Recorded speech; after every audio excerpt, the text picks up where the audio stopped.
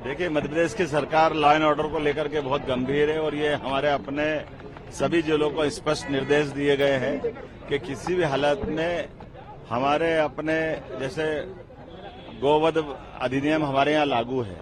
और इस अधिनियम के अंतर्गत जो भी अपराध करेगा उस पर कठोर कार्रवाई होना चाहिए और उस कठोर कार्रवाई की मॉनिटरिंग हम प्रदेश लेवल पे भी कर रहे हैं और मुझे इस बात का संतोष है कि लगातार इसी के कारण से लगभग हमारे एक माह में 550 से ज्यादा प्रकरण पंजीबद्ध किए गए, 7,000 से ज्यादा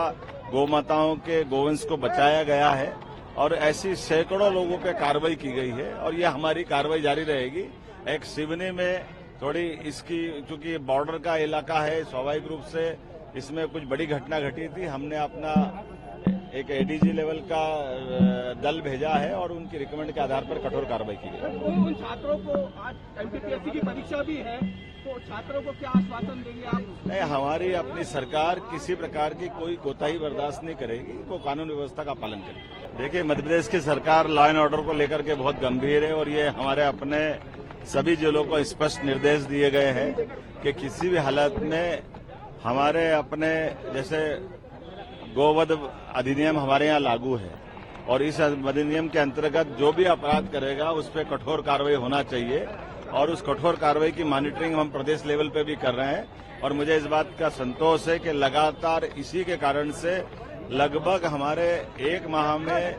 550 से ज्यादा प्रकरण पंजीबद्ध किए गए, 7,000 से ज्यादा गौमाताओं के गोवंश को बचाया गया है और ऐसी सैकड़ों लोगों पे कार्रवाई की गई है और ये हमारी कार्रवाई जारी रहेगी। एक सिवनी में थोड़ी इसकी चूंकि बॉर्डर का इलाका है, स्वाभाविक रूप से इसमें कुछ बड़ी घटना घटी थी। हमने अपना एक एडीजी लेवल का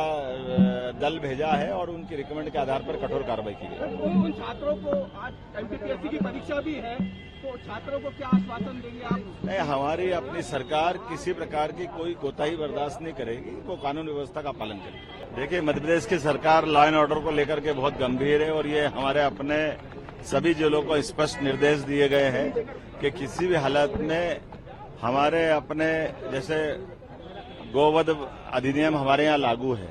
और इस अधिनियम के अंतर्गत जो भी अपराध करेगा उस पर कठोर कार्रवाई होना चाहिए और उस कठोर कार्रवाई की मॉनिटरिंग हम प्रदेश लेवल पे भी कर रहे हैं और मुझे इस बात का संतोष है कि लगातार इसी के कारण से लगभग हमारे एक माह में